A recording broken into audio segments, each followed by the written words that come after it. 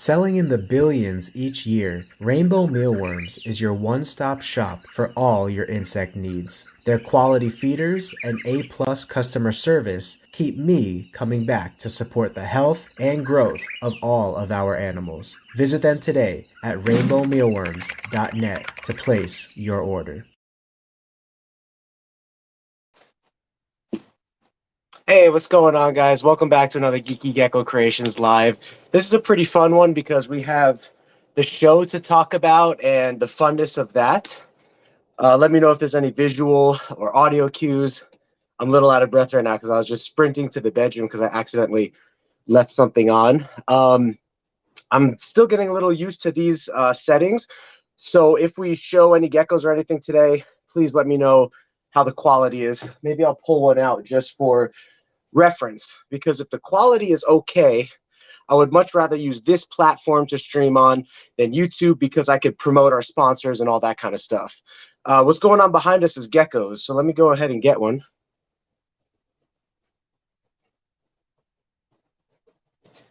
This is a mandarin crossed into Turkmenicus. You guys know we're big into crossing into the wild types out here. Turkmenicus, fasciolatus, afghanicus, especially Afghanicus.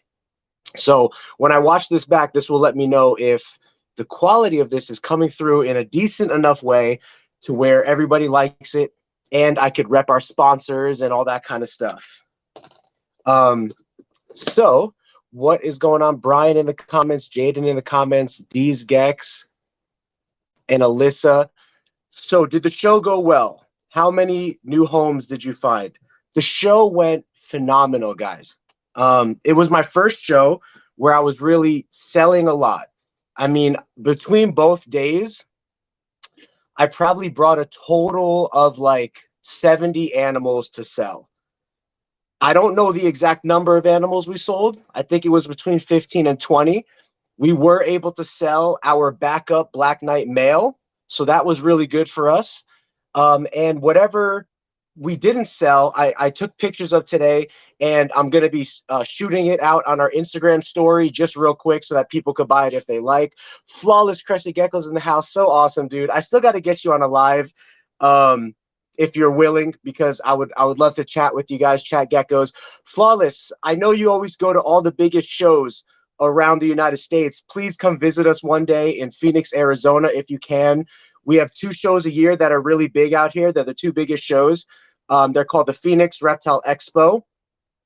It's one of those things that you're used to. Usually you have to vend the year before to get in the next year. But I could put in a good word for you, and hopefully they'll be able to get you in if you're interested in coming down to Arizona. But if you do come down to Arizona, I'd love to have you over the house. My wife and I will treat your wife and you and your wife to dinner. We live right by an outdoor mall out here, and it's real. They got some really great restaurants and stuff. And so it would be awesome to hang out with you guys and talk geckos. Since you guys are on the crested gecko side, we're on the leopard gecko side. That'd be awesome, dude. And oh, Brooke, how's Brooke? Let me just shout out Brooke real quick. She was phenomenal this weekend, and there was we have a friend out here that actually brought US Arc Florida by our booth, and it kind of caught me off guard completely unexpectedly. I was like working with a customer, but Brooke was actually talking about our company and showing off our geckos to US Arc Florida, and she did a great job, you know, kind of talking about us, what we're about, and showing off geckos and keeping US Arc Florida entertained while he was at our booth and engaging with some good conversations. So this is nothing that special. I just grabbed a gecko off the shelf just so I could test the quality, so that when I watch this back, I could see if melon is good enough quality for me to use it to rep our sponsors and stuff, because I want you guys to be able to enjoy the live stream as much as possible, and quality is key. Now I can upgrade melon to the next level, which would be 1080p, but that's a little bit expensive right now, you know, so I'm just trying to not spend expenses where I don't need to. So let's see, you guys let me know if this is coming through okay or not. And it's a little blurry. I'll grab a couple black geckos if I can, but so where are you housing them behind you? They're all in these containers back here. Where did I just? Oh, here's this one's container. Let me see if I could just grab a Black Knight real quick. Yeah, we brought some Black Knights to the show, so that was cool. No one else really in Arizona is bringing Black Knights to the show, so the show owner really appreciates that about us because they want to show off different things and cool things for people to come in. So yeah, if it's a bit fuzzy, if I start a live stream with YouTube, it's less fuzzy, but I don't get all these bells and whistles of being able to show your comments. Like right now, I could show D's Gex comments because Melon, that's a feature of Melon that Melon provides for me. I have the little ticker on the bottom where it says Geeky Gecko Creations. And soon I'm going to change that. I'm going to put US Arc in there, Rainbow Mealworms. I'm going to put another sponsor. We're working on a couple other sponsorship opportunities right now that will actually help us travel and do more shows. So that's something we're working on, but I would like to use Melon because it allows me to do all these promotional things while having a live stream, even though the sacrifice is the quality of the picture, right? So like, am I blurry right now? I'm gonna watch this back and check it out. To me, I look 100% clear on screen, but to you guys, it might not be coming through too good. Rodriguez in the house. He's also got another excellent reptile live stream. He focuses on all different kinds of breeders, and he recently had this crazy Australian guy on his show. That's a pretty big name in the industry, so that was really awesome and a fun episode to watch. What were the prices for the Leos at the show? So the older the leopard gecko, the more expensive it's going to be. We had juveniles for like $50 to $75 that were just like normal stuff, like super hypo or a bold or something like that. And then our adults were in like the $200 to $300 range. And then our Black Knights were in the $1,000 to $2,000 range. And they didn't mean to do this on purpose, but they put us directly across from the only other big leopard gecko breeder in Arizona that vends the shows. So both of us were directly across from each other, and their prices were very, very similar, which was really good because I was a little nervous as soon as I saw that they were across from us. I was like, oh no, what if they think our prices are too low or too high? And I didn't want to offend them or anything like that. I just wanted to do my thing. And I took a look at their table, and their prices were basically exactly the same thing. And they had really nice stuff as well. So it was kind of like Gecko Alley where we were. So anyway, it was pretty cool. So the people that are selling geckos for $20, those are usually the big pet chains, and those are usually like wholesale geckos. So that's why they're selling them for $20. They can't really like guarantee health or genetics or quality of life. That's the sacrifice you make when you sell these geckos for 20 bucks. And usually they're baby geckos, which I really dislike the idea of sending out baby geckos because baby geckos are very sensitive to life, right? And so the younger they are, the more susceptible they are to stress during shipping, or if they get into the hands of a new owner and that new owner doesn't really know what to do, doesn't really know about calcium with D3 and doesn't know about a humid hide, things can go south really quickly. But if the gecko's a little bit older, around like 15 to 20 grams, maybe even 25 grams, that age of a gecko is very tough to mess up. So, I really prefer to sell them at 15 grams at the least, you know what I mean? But yeah, I took a look at some of the pet stores there, and there were some leopard geckos that were lower cost, but also younger. And of course, they were more like wholesale stuff, Here's the way you compete with that, Alyssa, is customer service. So I'll give you guys a tip of my customer service this show and what was really, really successful for us. I have geckos in my hand, and so does Brooke, and so does my wife.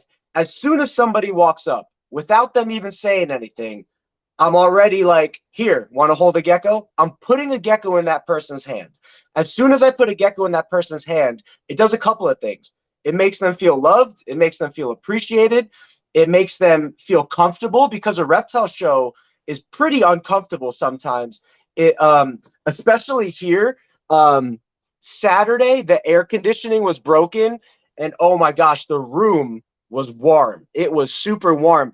I have heat strips underneath my reptile displays because the room is usually cold, and I had those heat strips on. And then an hour into the show, I started picking up the geckos, and the geckos felt warm to my touch.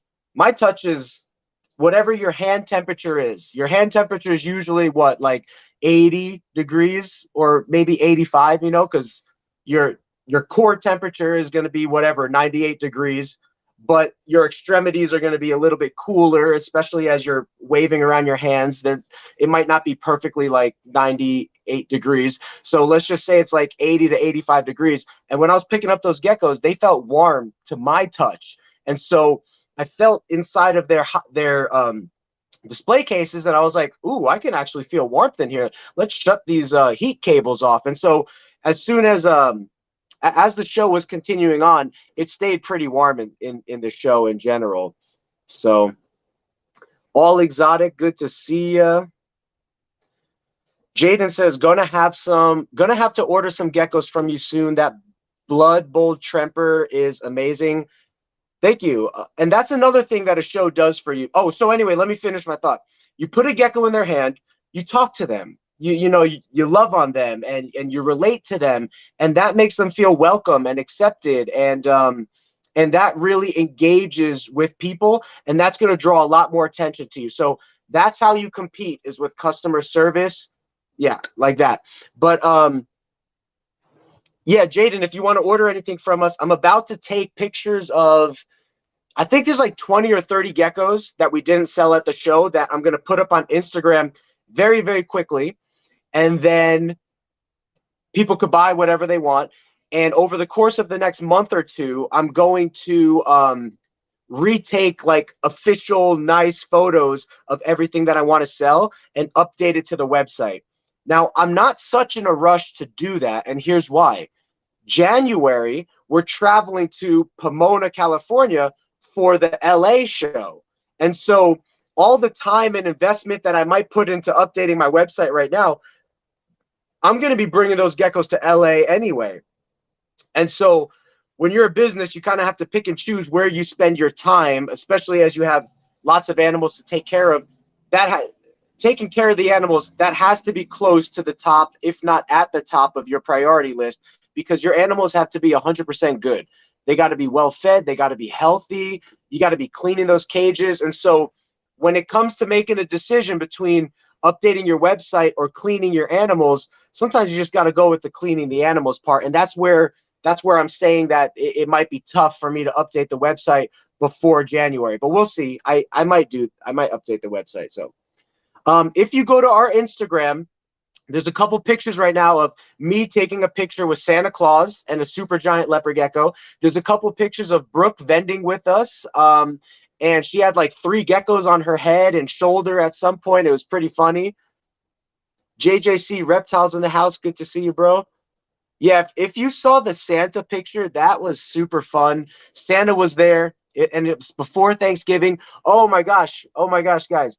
We got to meet a celebrity in my eyes there. So day one of the show, it's like a half hour before the show starts. And I'm getting my booth all set up. If you know anything about me, I'm a joke cracker. I crack a bunch of jokes. Just earlier that day, I was cracking a joke with, the day before, I was cracking a joke with another vendor that they looked like Billy from Mutation Creation. If you guys know who Billy is, from Billy Rose from Mutation Creation, he's a very popular YouTuber and ball python breeder. This guy at the show that was vending looked exactly like him. Well, fast forward to the next day, there's a guy walking by my booth, and I was getting ready to crack a joke and say, hey, you look a lot like Ty Park. But then as I readjusted my eyes, I said, wait a sec, that is Ty Park. And so we got to meet the one and only Ty Park at the reptile show. I've never met him before in person, but I admire the guy. I love what he's doing over there. I probably aspire to do something like that one day, where he has, if you don't know who he is, you could check him out on Instagram. He is Iguana Land, and that's in Florida. He used to be like the biggest tegu breeder in the United States, but then he had to get rid of the tegus to keep his zoo. But he has a reptile zoo, and it's super fantastic. And when we go to Florida, we're going to visit him. But I did not expect to see him in Arizona. So I said, what are you doing in Arizona? Well, Arizona has one of the biggest tortoise conventions. Like, there's a couple huge tortoise breeders out here in Arizona. Now, I'm not that into tortoises, so I don't know the tortoise world, but it's a gigantic hobby as well as the lizard and snake hobby. So Ty Park was out here because they had like a big shindig out here for the tortoise community. And the tortoise community is huge in Arizona. There's a couple big, like, well-known and well-respected national tortoise breeders out here. And so he felt the desire to come out here and participate in what they were doing. So, Yvette, what morph sold the most? Everything was kind of even. We sold one Black Knight. We sold a few Tangerines. We sold a couple bold Emerines. We sold some juveniles that were kind of normal-ish, you know, like super hypo or just bold juveniles. Sold a couple of like Turkmenicus and Fasciolatus crosses, you know what I mean? Which I have a 1.1 pair of pure Fasciolatus available. So I have pure Fasciolatus male, pure Fasciolatus female, also a pure Afghanicus male. I have those available right now. I'll be taking pictures and putting all of those on our Instagram. But Scott, what's going on, man? We got to see Scott there. The geckos are doing great. Scott bought a gecko from us last year, and then he got to stop by and see us at the Phoenix show this year. Scott, if you can, since I didn't really get to walk the show, maybe drop a mention in the comments of some of the other things that you liked about the show, some of the top features in your opinion. Yeah, let me go get our Black Knight breeder male.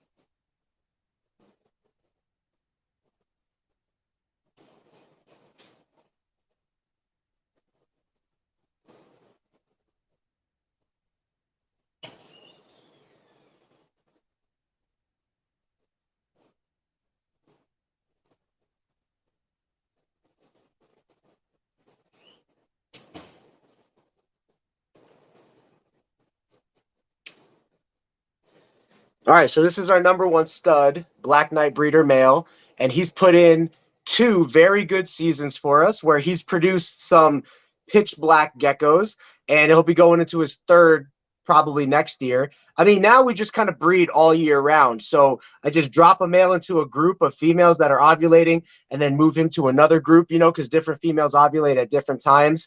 But I was trying to explain to people at the show as well, like you could see a little bit of pattern on him, but he's a few years old already. He's 3 to 4 years old, you know, but he's pretty dark. Like I would definitely rate him a 9 or 9.5 out of 10 on the darkness scale. You know, 10 would be the pitch black ones where you don't see any pigment. So he'd probably be like a 9, 9.2 or something, but he's very good. And anyway, my point is, you don't need pitch black geckos to make pitch black geckos. This boy right here, even breeding to some females that are not pitch black, he's made pitch black geckos. And so we've also bred him to non-Black Knights, including Afghanicus, to create diversity in the Black Knight line. Now, the amazing thing about the Generation 1 Afghanicus Black Knights is that they are just as dark, if not darker, than some pure Black Knights, if you want to look at it that way. So I'm really excited for the Afghanicus Black Knight project. And I brought some of those to the show to show those off because I honestly don't know anyone else in the world that has made those, you know? And so it's really exciting that we could kind of be at the forefront of that project as far as I'm aware of. Please let me know if you talk to somebody or find out somebody that's working that. But I remember a couple years ago, I reached out to another big breeder, and I was like, have you done Black Knight Afghanicus yet? That was like one of my main ideas with Black Knight, because of how dark Afghanicus is. And they said, yeah, we tried. We didn't have any success the last couple of years. So I was like, okay, maybe it won't mesh so well with Black Knight, or whatever the case is. You know, they've done Tangerine Afghanicuses, so I knew that it was possible to interbreed Afghanicus with Macularis. So I tried for the Black Knights, and boom, we hit it big. We got a ton of Black Knight Afghanicuses growing up. And even if you want to buy some of the world's first that I have, I'm releasing those right now for 1.5K. So 1.5 thousand. And you can have something that nobody else has except myself, as far as I know. But please let me know if somebody else has them. So yeah, I'm really excited for the Black Knight Afghanicus project. I think the Generation 2 Afghanicus Black Knights, the crossbacks, are going to be just truly amazing. We do not have a van. We have a car. We have my dad's SUV. And this is going to be a problem for us when we're traveling to California in January. I'm trying to figure out the logistics of how do I fit, you know, all of these display cases, our banner.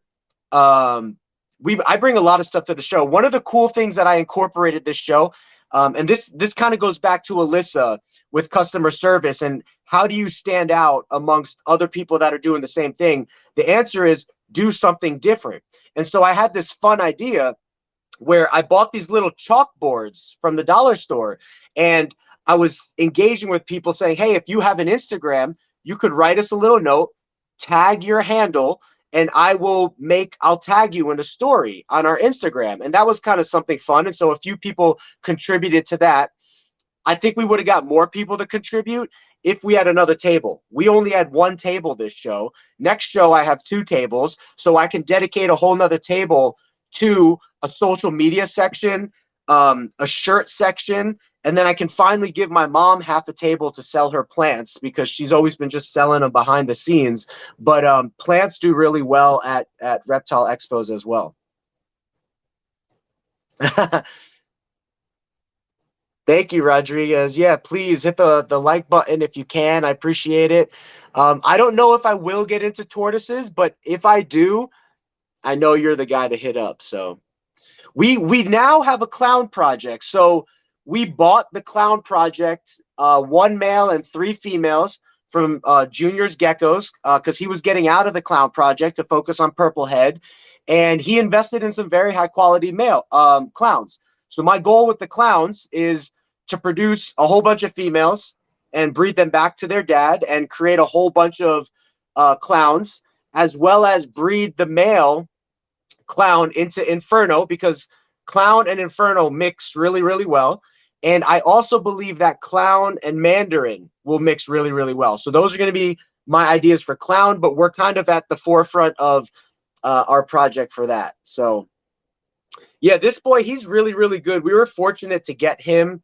It's really hard to find a dark male because everybody wants to keep their dark males. So we have a lot of Black Knights that we incubated 4 male this season. If you buy one of them right now, I'm gonna flash some pictures on Instagram after this live. We're selling them right now as juveniles for $1,000 to $1,500. But they're unsexed. So if it turns out to be male, then you got a steal of a deal. If it turns out to be female, then you could just breed it to a male and start your own Black Knight operation, and you still get a good deal. But a male grown-up adult Black Knight is usually $2,500 to $3,000 if he's good quality. So if you buy a juvenile from us for $1,500, that's good quality, and he turns out to be male, then now you got a steal of a deal, so it's a little bit of risk on my end, but it's a reward opportunity on the buyer's end, and also a risk if they're looking for a male and they really, really don't want a female. Then obviously they're risking that this animal turns out female. But for $1,500, if you get a high quality pure Black Knight female, I don't think you could go wrong anyway. So it's kind of a win-win for you anyway. So Scott said, well, let me tell you something funny. I'm Scott's son. In my opinion, your booth was amazing and you had awesome geckos. Thank you so much. I appreciate it. PJ Lopez, ship what you can ahead of time. Ship what you can ahead of time, question mark.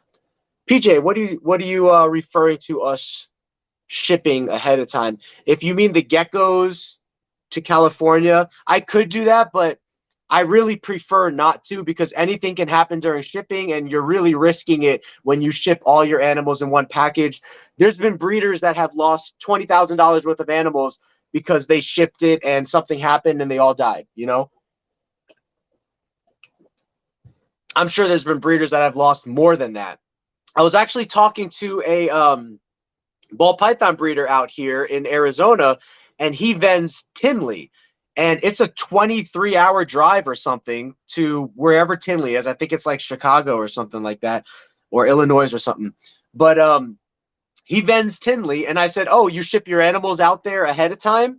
And he was like, no, no way, because he has some very high-end animals. So he normally brings to a show about $170,000 worth of animals. So he was like, I'm not risking that. He's like, I'd rather just drive it, and the risk is on me during driving versus leaving it in the hands of the airplane, you know? So even though 9 times out of 10, nothing happens with the shipments in the airplane, anything can happen, right? So it's just all about risk and what people are willing to do, you know? If I ever vend shows across the country, I there's a good chance that I will be shipping the geckos over there. Geckos are pretty, leopard geckos especially, are pretty resilient to shipping and all that kind of stuff. But we'll see. Maybe we'll have a travel van. I do have plans to like get a travel van one day for going to shows. For now, I want to just stick on the West Coast, you know, so Arizona, New Mexico, Nevada, California, and then eventually work my way to Texas, and then we'll see, you know, because Texas has some really big shows as well. So glad I caught you for a minute. I'm behind on a ton of stuff, and the kiddos wants to watch a movie. Thank you, D. I appreciate it. What is a clown? I keep Googling it and not finding a hardcore answer. So a clown leopard gecko. Let me go get one, actually.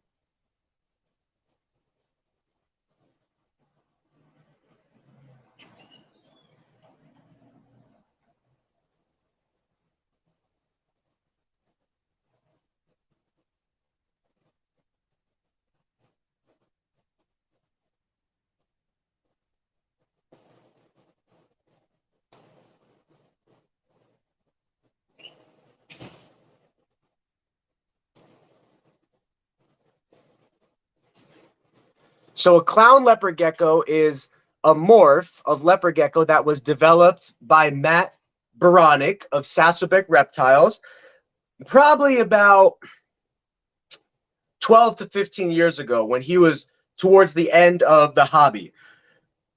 Matt has recently came back, but before he left the hobby, he developed this line of tangerine, emerine geckos with heavy, bold spotting and jungle pattern.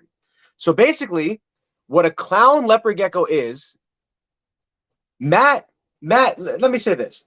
Matt is a master marketer. There's many different ways to make an animal that looks like a clown. A matter of fact, I'm working on my own line of clown-like animals. And sometimes you will see other breeders selling an animal that is, in quotes, clown-like. Now, the reason that everybody gets in a tiffy, or they get in a big fuss, whenever someone says that they're making their own line of clowns or whatever the case is because they are so loyal, or they were told that it's not replicatable. But it's 100% replicatable to make your own clown line.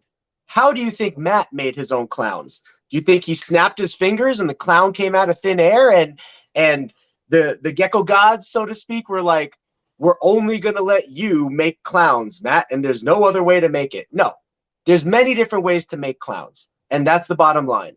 I know a lot of people don't want to hear that, but that is the answer.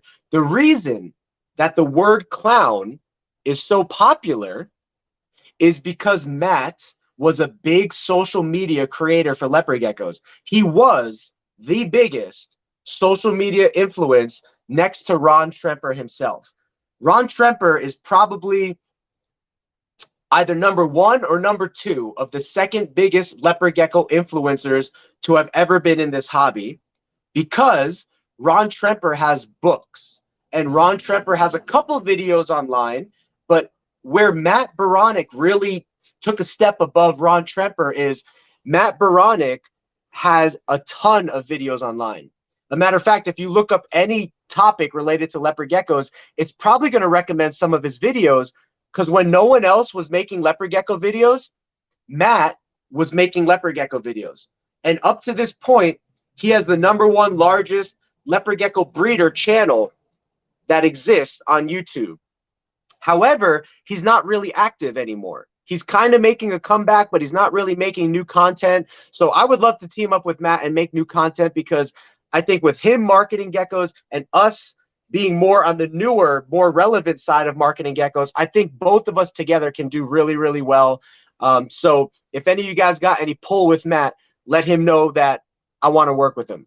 Because for now, everybody in the leopard gecko world just kind of keeps on their own. They just kind of do their own thing. But I really think that people teaming up together, especially big influencers, that is going to be better for the hobby, and that's going to make everybody prosper. You know, there's kind of this like, this is my hobby kind of thing, and I want my geckos to sell instead of your geckos. But guess what? If your geckos sell and my geckos sell, that just means that more people are getting into the hobby, and it's just more diversification of bloodlines, and it's just better overall for the hobby. And so that's really what I want to promote. So if that's possible, I'd love to do that with Matt. But regardless, that's the reason that the name Clown is so popular. There's other breeders like John from Gecko Boa that's been on record saying that he has some animals that look better than some of his clowns, but his clowns sell first and for more money because people are attracted to the name Clown. It's a marketing scheme. And so Matt Baranek was a master marketer, is what I call him. So can you create your own clowns? Yes. Are people going to be mad if you say that? Yes. Do you want to do it anyway? That's up to you. What is a clown? A clown is basically many, many years of combining the best tangerines with the best bolds with jungle pattern. And so I think I saw a post recently where it said that Clown officially made it onto Morph Market as a morph, but I don't know if it made it as a morph or if it's just in their genetic history as like what a clown actually is. So maybe one of you guys could look it up for us if Clown is actually recognized as a morph. But the argument was, for the longest time, people were pushing and pushing and pushing for Clown to be recognized as a morph, but they wouldn't. Morph Market wouldn't recognize it as a morph, because what it is it's a combination of line bred traits. But that's kind of the same as Black Knight, right? Black Knight is a combination of line bred traits for darkness. Now, most Black Knights come out of the Netherlands, where the original creator was from, and there's other dark lines like Black Pearl and Carbon, and I think there's one more dark melanistic line. Those never really took off because supposedly the Black Knights really held their darkness fully into adulthood, and those other ones kind of fade out in darkness. That's just what I heard. I don't really know if that's 100% true or not, but anyway, who really knows?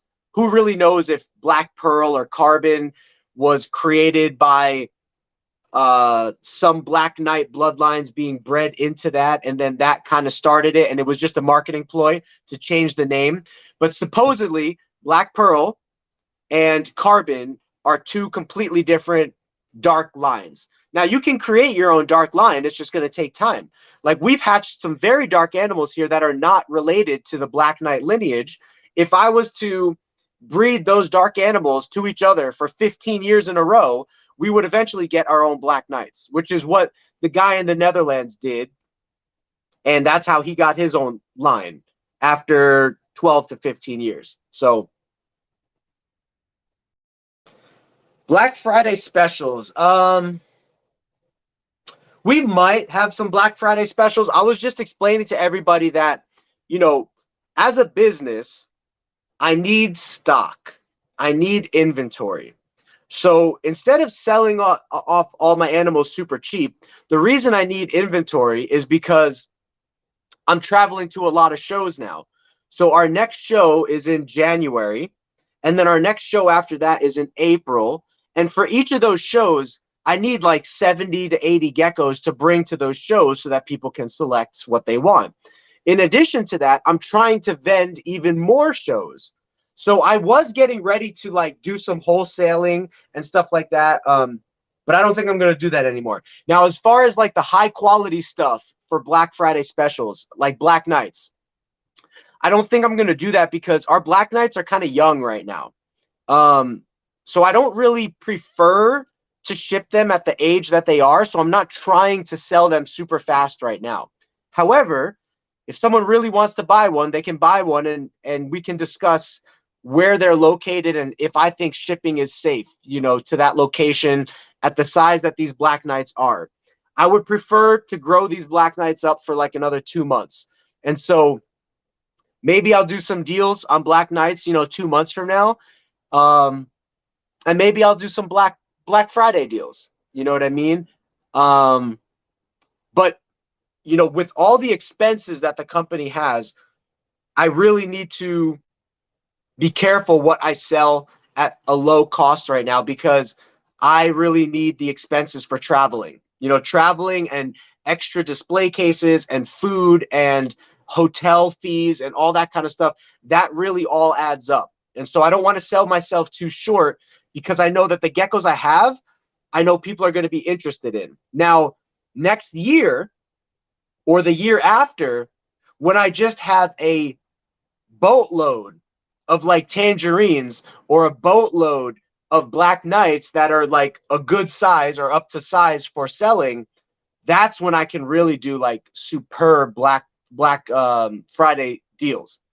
But this year, I might not be too motivated to do that just because I don't have like an extreme amount of high quality stuff that I'm selling currently right now. If I did, then I would do it.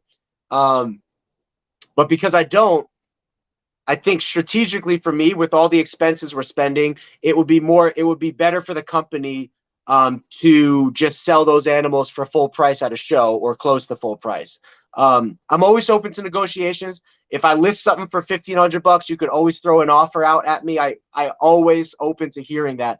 But you know, the company has a pretty high expense rate right now. You know, we spend about $400 a month taking care of our rats. We spend about $800 a month in mealworms. So that's $1,200 right there.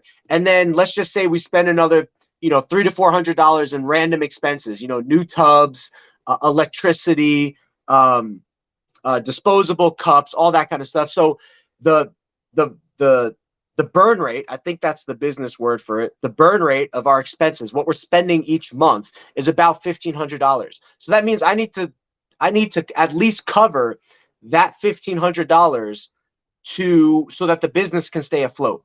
So we'll see what all happens and everything. Yeah, we might do something. Thank you, JJC. I think I would like to make a book one day. But you know, the book side of things, books have kind of been replaced by social media now, you know? And so that's why I've been so passionate about social media, is because you don't need a publisher for social media. Like YouTube is your publisher.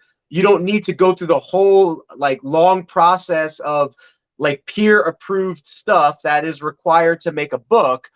You could just make a video and edit it and then ready to rock and roll. So yeah, Bam Bam, we'd love to see you here. I also want to make my way out to the Nevada show. Whenever that is, I'm going to do that as well. You got 5 females and 1 male, and you don't know if he's breeding with your 2 females. Have any tips? Yeah, watch them breed. I don't know if you're keeping them all together, but if you're keeping them all together, only put them together if the females are ovulating, and then just assume that he's breeding. There's really nothing else you can do unless you're willing to separate the females and watch him breed with the females. Sometimes that spurs on the male a little bit more when he's like isolated from the females and then put together, because if he tries to rebreed females, they're going to be fighting him off and picking on him, and he might get discouraged, and he might not be as vigorous trying to breed them if they're just living all together. Now, I really haven't had a problem with that. Thankfully, I've had a couple of good males. Our Black Knight male, our Tangerine male, they've been very good males that have gotten the job done time and time again, many, many dozens of girls through many, many groups that we have here, and they're good to go. But you never know. If you're not getting fertile eggs, maybe your male's getting scared. Maybe those females are fighting him off and he's getting timid now. So separating those females and breeding them individually and letting him get some air and some space off by himself, that could be beneficial. One of your females looks like she has eggs, but the other female doesn't. It also depends how long you've been trying, right? Like if you've only been trying a week or two, just give it a little bit more time. If you've been trying 2 months, then yeah, you might want to try something different with the individual breeding. You know what I mean?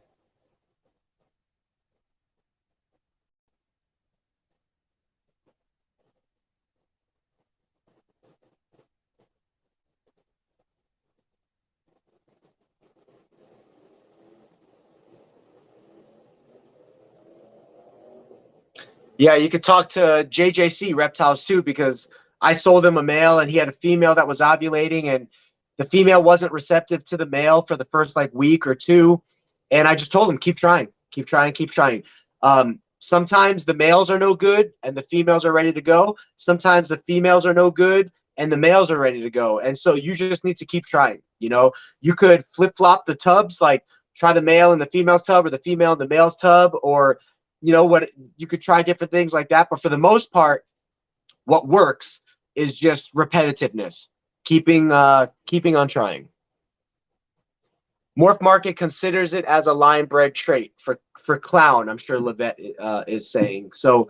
Yeah, I was at the show, the Phoenix Reptile Expo, and the table across from us, which is called Quality Geckos, they had a tangerine emerine like super giant there that looks better than some clowns that I've seen.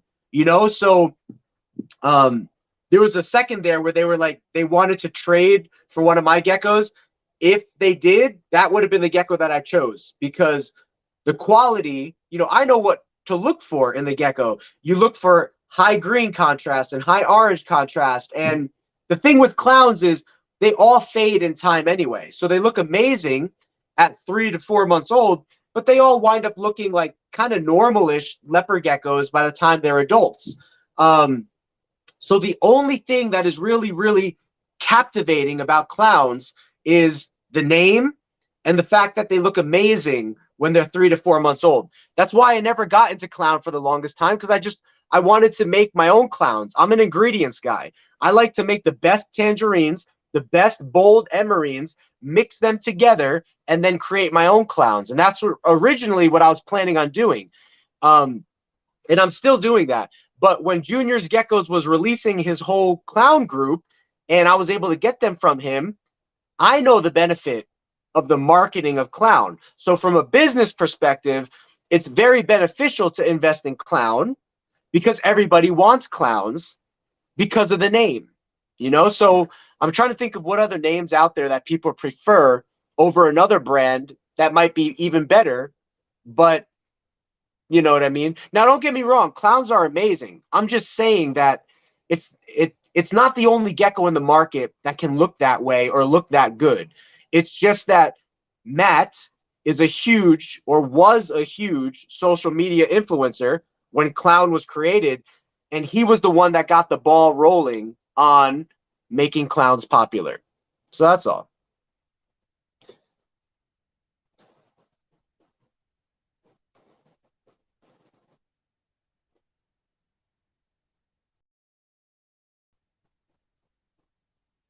Yeah, if I make a book, I might do a book one day.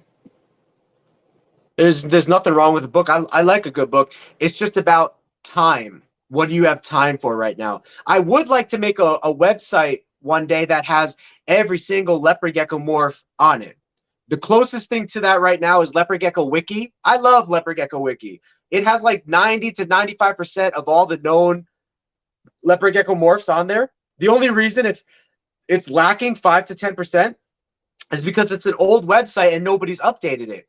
But it has really, really good information on there. Really good information.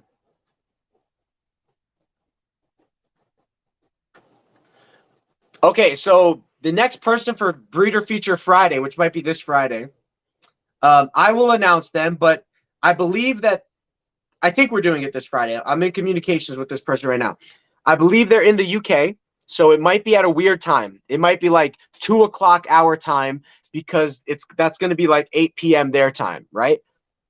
I had somebody I always look at who likes our photos and who follows us on Instagram, and I try to like some of their photos and follow them back and put comments on their stuff, you know, to share the love.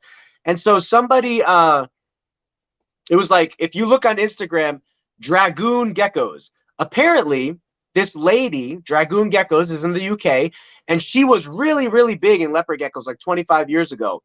And her passion is collecting some of the rare stuff that is no longer really kept track of, such as ghost and such as fasciolatus. And I think she's working with some other wild type crosses over there. Anyway, you'll have to check out her Instagram. She just came back after 25 years of being gone. So I would like to know a little bit more about her and who she is. You know me, I love gecko history and where people have been and things that happened before I was around. So I would love to interview her and get some conversation going around these rare morphs that, oh, Albie Snow, she works with Albie Snow as well. These rare morphs that she works with, why she's so passionate about them, and what the hobby looked like 25 years ago when she was working with them. You know what I mean? You'll partner with me on the book so you don't have to worry about time. Yeah, I'm sure we could do something. Oh, so you know who Dragoon is then, Bam Bam. I had no idea who that person is, but I just saw that they just followed us recently, and so I was on their page, and they actually had some cool stuff. And honestly, I was just liking their stuff. I didn't take a huge glance at their page because I was in a time pinch, but I found a post that I liked. It was like a Tremper albino snow or something, and I didn't even realize it was special. But I went there, I liked it, and I said beautiful, and I left. And then this is where the benefit of communication comes in. She replied to my comment and said, which one is your favorite? It was like a thread post.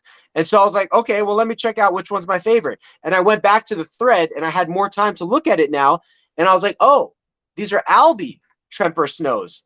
And then I started looking at the description of her page, and she says that she, you know, she just came back to Instagram. She really likes the morphs that are more rare and less common. And I was like, oh, this girl kind of knows what she's talking about. Like I need to repay attention to her. So I told her which gecko I liked the best, and they were all really beautiful. And then I messaged her and I said, hey, would you be interested in a live stream to kind of talk about the hobby 25 years ago and your passion for these rare morphs? And she seems excited to do it. So we're going to try for this Friday. Yeah, Lulu says the clown morph is very similar to tangerine lines, right? So like there's Mandarin tangerine, Inferno tangerine, Blood tangerine. They're all very, very similar with the exception of Mandarin, which Mandarin creates a lot of patterning under the belly. And I'm not sure if Blood does that or what other tangerine line might do that, but that is pretty specific to Mandarin. However, is there proof that Inferno or Blood did not contribute to making the Mandarin line? Like, it's really hard to prove that. You know what I mean? Mandarin originally came from gecko genetics, but where did gecko genetics come from? And where did whatever made gecko genetics, where did that come from? And whatever made that, where did that come from? I bet, this is just my bet, I bet tangerine could be traced all the way back to like Ron Tremper, who first noticed like an orange spot on his gecko and then started breeding for orange, according to his website. I think it was on his website or in his book, and that's how tangerines came out, you know? It wasn't like they found tangerine in the wild, to my knowledge. It was that they started finding orange spotting on geckos, and they started breeding those geckos together to eventually create 25 years later what we have now. But so do you see what I mean? I feel like this is just my feeling. I feel like all tangerines have the same origin, you know, like humanity, right? Adam and Eve, whether you believe in the Bible or don't believe in the Bible, or whether you think that like Africans are a different race of humanity than like Europeans are, you know, I don't believe that. I think we're all one race. And if we're all one race, then whether you believe in evolution or whether you believe in creation, either way, we come from a very, very limited gene pool of creation. You know what I mean? Or evolution, whichever one you tend to believe in. You know, so creation, which is part of my name, Geeky Gecko Creations, creation has an amazing ability to adapt and to diversify. So they did this experiment with anoles on an island. They took some anoles and they put them on an island to see how those anoles would adapt just over the course of 10 years. And after, it was either 2 years or 10 years, I forget what they did. This was on Netflix. I think the program on Netflix was actually called The World of Anoles, or The Fascinating World of Anoles, or something like that. They took these anoles, put them on an island, and they kept checking back with them every year. And every year there would be new adaptations and new mutations that would happen with these anoles to create a sort of subspecies of anole, or a different line of anole that had something different than the original anoles that were on that island.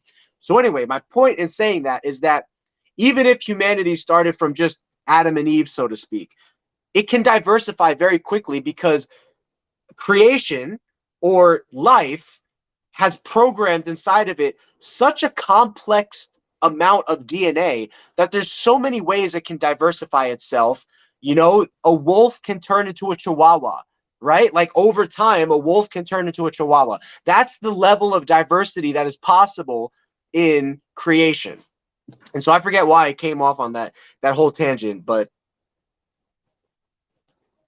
what's a morph that you want to get into that you haven't yet? Lava Black Knights. Specifically Tangerine Lava Black Knights. I really like those. Cypher. I have plans to do Black Knight Cypher. I really want to do Black Knight Cypher to see if we can create like a pale strip that is like pigmentless down the animal with pure black sides. So that's what I would like to try with Cypher Black Knight. I would like to try Cypher Mandarin as well, and Cypher Mandarin Tremper or Cypher Mandarin Bell to get red eyes with a red gecko and the Cypher mutation, because Eclipse, you can't really get, and at least never say never, right? But it's been 30 years that we've had Eclipse and Tangerine, and we have yet to create a very orangey red albino Eclipse Tangerine. The reason for that is because Eclipse removes color from the tangerine to make it a very pale orange. But Cypher does not remove color. At least we think it doesn't, because some Cyphers right now are starting to show higher levels of tangerine than any Eclipse that we've ever seen. And so that gives us hope that Cypher, Tangerine, Albino, we can create essentially a really reddish orange gecko with red eyes. That would be the goal as well, you know? Hi, my son and I are back. We found out that rainbow mealworms is close to us, and you're in California. Yeah, that's awesome. I would love to go see them at the California show when we're there.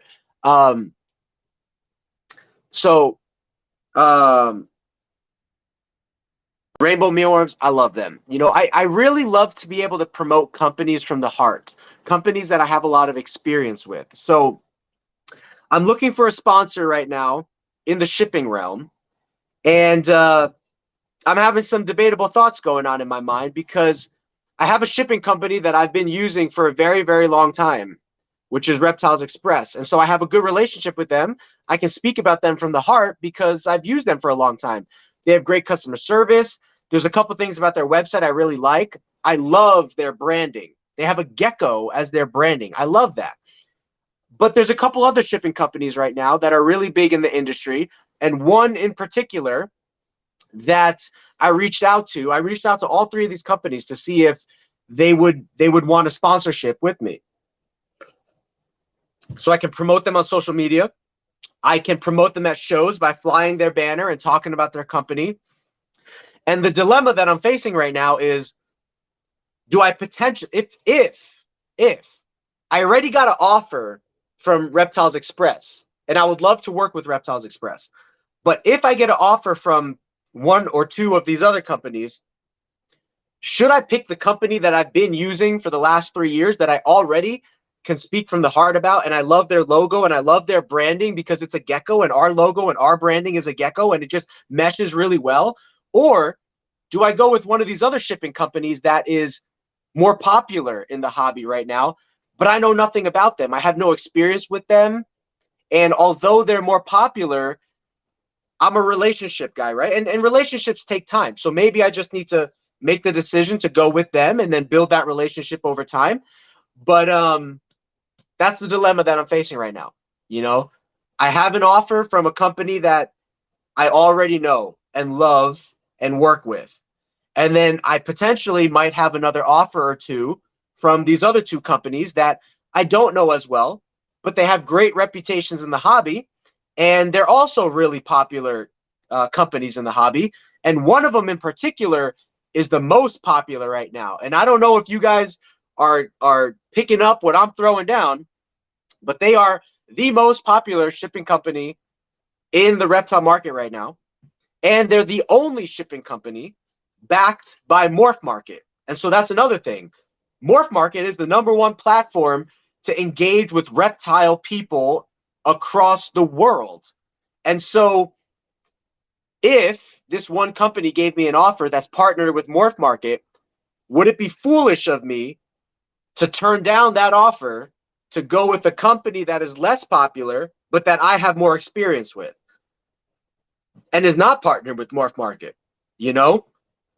And Morph Market, you want to be partnered with Morph Market if you can, because they're partnered with US Arc, they're partnered with the shipping company, and they're partnered with the DNA testing for reptiles that is new and upcoming in the world nowadays. You know what I mean? So dilemmas, right? And the other thing is, what if they give me an offer that's less than what Reptiles Express has already offered me? Do I just go with the shipping company that's partnered with Morph Market because it makes me look better, because now I'm kind of partnered with Morph Market and I'm kind of partnered with the DNA company because we're all partnered together? Or do I partner with this other company that I really like their logo and I like their customer service and I have good experience with them and they're offering me more money to be a sponsor of theirs? So decisions. You guys let me know during this chat what you think, and I would love to hear your thoughts. So Pangea split man up and that forced changes. Yeah, Pangea, you know, the whole world being one continent and then everything happening and splitting off. If it's working, then help make them a more popular in the business. Yeah, and I would love to do that. I would love to make Reptiles Express more popular, and they do a couple things that is unique and slightly different than these other companies. They have different logos, different branding. And like I said, I really love the fact that they have a gecko logo. You know what I mean? I would also try to see if I could get a promo code so that whatever company I'm using, whether it's Reptiles Express or one of these other companies, I could get a promo code so that if you, one of our followers, wants to ship with the company that we're sponsoring, you can get a discount on your shipping rate because of using our promo code. So that's something that I'll be pushing for with either company that I partner with for you guys, you know, for our followers. But yeah, and another thing too is this one reptile shipping company, who I don't know if you guys know who they are, but they're partnering with Morph Market. They're also the #1 marketer right now of reptile shipping because they're going around every show and some of the biggest shows, and they've gotten into some of the biggest shows that other people haven't even gotten into. So what that's telling me is they have a really good relationship with some of the biggest names in the industry behind the scenes. And so by me being associated with them, that's a good business move. However, I'm a person who likes to work from the heart. I don't like to just do something because it's a good business choice. I like to do it because I'm loyal to it, because I'm committed to it, because I'm passionate about it, you know? And so I had a discussion with that person at the reptile show this week, the other shipping company, not Reptiles Express. And I said, hey, I love what you're doing. I see that you're connected to some of the biggest people in the industry. I would love to work with you. Just to be 100% honest, I don't really know you, and I like to be able to speak from my heart. And I was like, maybe that's something that will just take time. If he was to present an offer to me or accept my offer that I placed out to him, I said, maybe that'll just take time to build that relationship with you. But I see what you're doing. Don't get me wrong. I see what you're doing. I realize that it's impactful. It's really meaningful. And, you know, I won't talk bad about you. I'll still say good things about you no matter what, even if this is something that, you know, we're not partnering in. But I have a lot of experience with this other company that they've treated me really well. They've done really good for me. And so I can speak from the heart about them. And so that's all that it is. That's it, you know. What's best to pair with my Raptor male?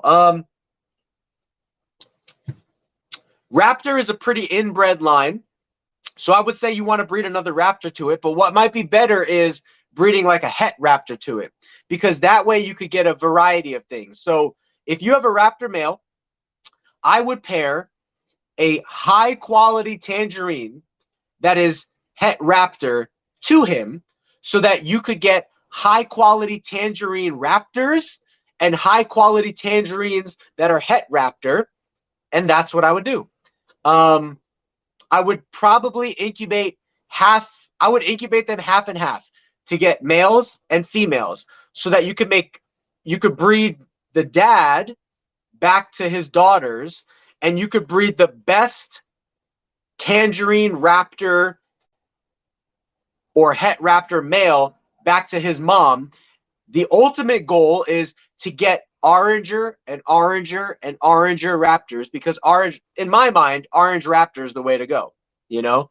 Also, snow Raptor is very, very good. So if you want to make snow Raptors or white and yellow snow Raptors, that's another option.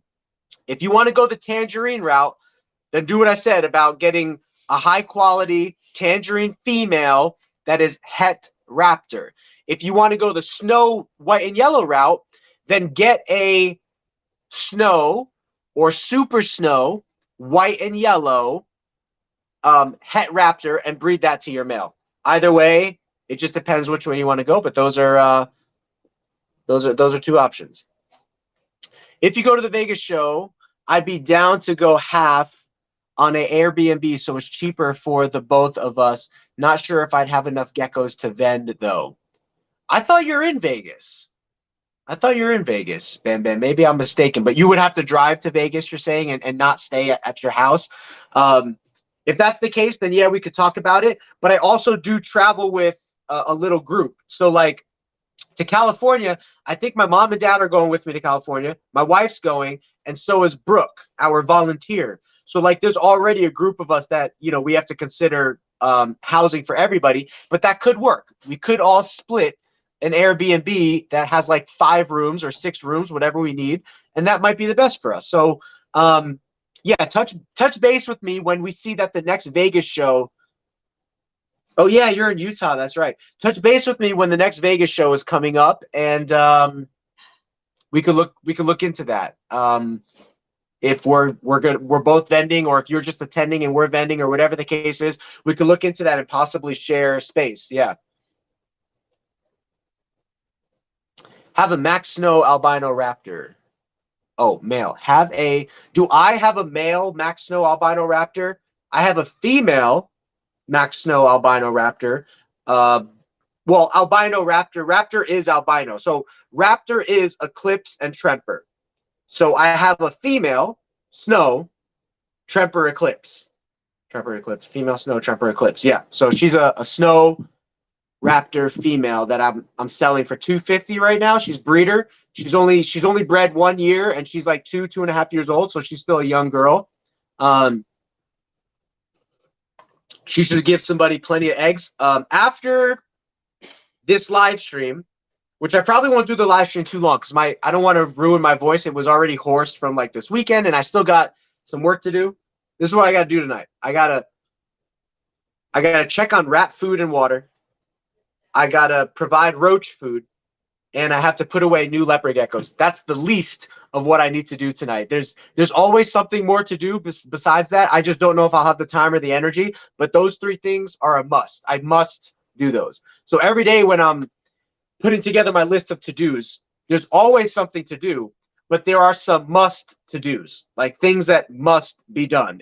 They need to be done. And so I always put those at the top of the list and need to check those off on a daily basis. So after the live, can we talk about the geckos we were talking about? I have to go do some work after the live with the rats and everything. But if you text me any questions you have or anything like that, I can definitely send you a reply back in between doing that work. But yeah, I still got a couple hours of focused labor that I need to attend to tonight. Yeah, it's just tough when you're, I mean, they're animals, right? So like, it's not like an item on a shelf that you could just leave there unattended. And right now we probably have 1,000 or more of these geckos, plus ball pythons, plus tegus, plus rats. We're probably looking at like 1,500 to 2,000 animals total.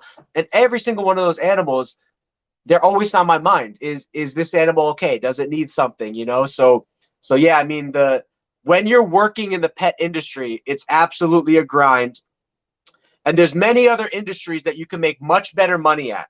The real estate market, you can make much better money flipping houses and selling real estate.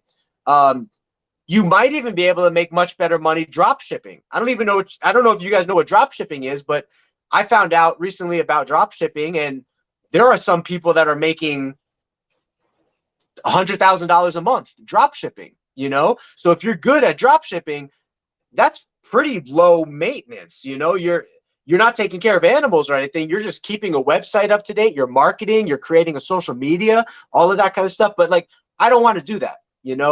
You could, I'm not motivated by that. There are some people in this world that are motivated by whatever makes money, but I'm not motivated by that. I'm motivated not necessarily by what makes money, but by what I'm passionate about. And so, can you make money in reptiles? Yes. Is it a lot of work? Yes. I mean, anything's a lot of work, but honestly, I think the reptile business is more work and less money than other businesses that might be less work and more money. But I'm passionate about reptiles. So if you're passionate about the same thing, then you can do the same thing too. Anything is possible. If you could sell, there's so many businesses out there, right? If you could sell clothes at a brick and mortar store in this day and age where the competition is so high for that, then why can't you sell geckos? It's just, you need to find what works for you and make a decision on what you want to do. Do you want to be a show vendor? Do you want to be a brick and mortar store? Do you want to be an online business? Do you want to do a mix of those 3? You need to know what you want to do, because there's different business models and business plans to be successful in all of those different realms. So behind you in that, what are you breeding them in? Or is that just one gecko housing? We breed them in a different room. This is our juveniles and subadults growing up. Our adult room is a different room that has bigger tubs. We breed our adult females 4 to a group in a 28 quart tub. We keep single adult males and single adult females that are separated for either the male separated because he's not breeding, or the female separated because she's aggressive or has an issue. Maybe she got picked on. So we keep those in 6 to 12 quart individual tubs. That's in the other room though. I'm sick, but my animals still need care. I totally understand. They got to eat. Yeah, there are some times when I'm sick and I'm really upset with myself because I just don't have the energy to take care of the animals, and something needs to be done, but it needs to get postponed today. So what I do is I just go to bed early and try to hope that I'm better the next day. But yeah, that's why I try really hard not to get sick. So What was the best DIY or other option if I don't have an incubator yet for my future eggs? You're from the Philippines. Room temp is 27.5 degrees. Correct me if I'm wrong. 27.5 degrees is around 83 to 85 degrees Fahrenheit. If that's the case, you could just leave the eggs in the room and you're perfectly fine. If you want to incubate for females, you want to incubate around 79 to 80 degrees Fahrenheit. If you want to incubate for males, you want to incubate around 88 to 89 degrees Fahrenheit. And if you want to incubate for male and female, you incubate in the middle, 84 to 85 degrees Fahrenheit. And so maybe Royal Corn Beta, you can do the calculations, or someone could put those calculations for you in the chat of what that is Celsius. But Royal Corn, do you have a big YouTube channel? You might. I might have been watching your YouTube channel. Anyway, my phone's at 11%. When it gets to 9%, we're gonna just say goodnight for the night. But hopefully we'll be back Friday. It's tough, but us as breeders, it's a passion. Yeah, it's definitely a passion. And I'll be 100% honest with you. There's a lot of pet stores that do really, really well. If you're in the reptile world, pet stores generally do better than leopard gecko breeders. Not ball python breeders, but leopard gecko breeders. And actually, a lot of ball python breeders. It's very common for a pet store to make anywhere between $200,000 to $1 million a year for an average pet store, just selling rats and cockroaches alone, and crickets and mealworms, because they're marking them up and people are flooding through their doors as long as you get placed in a good location. So what all the pet stores do is they hire a professional company to look at other successful pet stores, and they study what demographic of people are in that location that is successful, and they try to find a location for you with the same demographics. If you do that, most likely you'll be successful. And with a pet store, you could easily make $200,000 to $400,000 a year, and as a pet store, and your overhead might only be $50,000 to $100,000 a year. So you would be profiting $200,000 to $300,000 a year as a pet store. But again, I'm not in it. I don't want to own a pet. I don't want to sell bugs for a living. That's the way a pet store makes all of their money, selling cockroaches, crickets, mealworms, and managing employees. I don't want to do that right now. I want to breed animals, even if it means that I only make $75,000 to $100,000 a year, which is not easy, but I think it's possible. It's not easy. I think it's possible. It's going to take some time to get there, but I'd rather make $75,000 to $100,000 a year and breed animals than make $200,000 to $300,000 a year and sell insects. But if you want to make money, the pet store realm is a very, very profitable way to go. And no matter how many pet stores open up in Arizona, actually, I heard this week one of them closed because they had some family crises happen. But like with that being set aside, I don't know any other pet store in Arizona that has not profited and done really well, even though there's a boatload of pet stores in Arizona. So all it is about finding the demographics and the areas that the branding companies represent for you to be in. You know what I mean? Do I have any proven females up for grabs? Oh yeah, dude. Bam Bam, I'm gonna hit you up, or check out our Instagram story. I have at minimum right now 20 proven females, Bold and Marine, Tangerine Inferno. We have that Raptor Snow Girl. We have a lot. And also proven tangerine males, but I don't think you need that. But we have a bunch of proven tangerine females that are only 2 to 3 years old, and they've only gone through like one season. You know what I mean?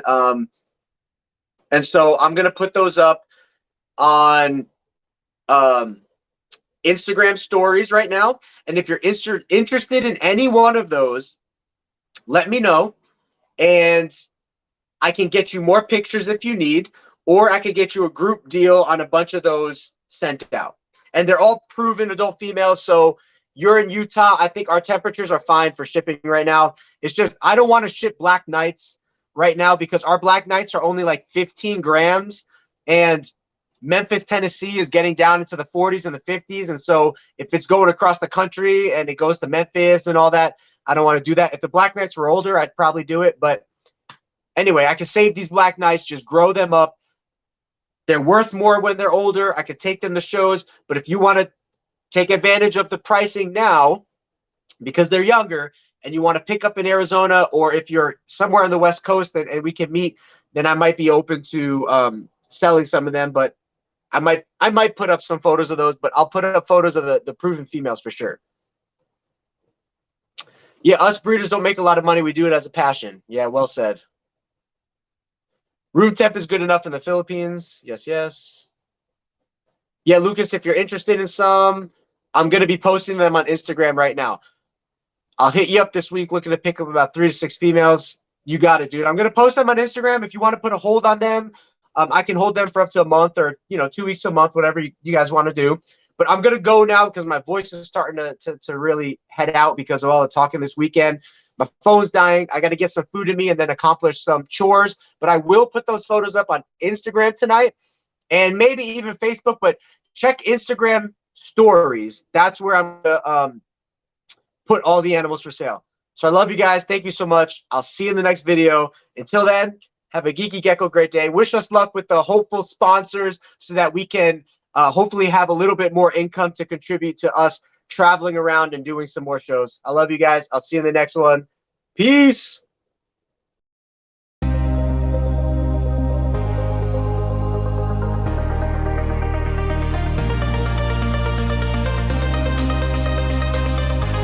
Selling in the billions each year, Rainbow Mealworms is your one-stop shop for all your insect needs. Their quality feeders and A-plus customer service keep me coming back to support the health and growth of all of our animals. Visit them today at rainbowmealworms.net to place your order.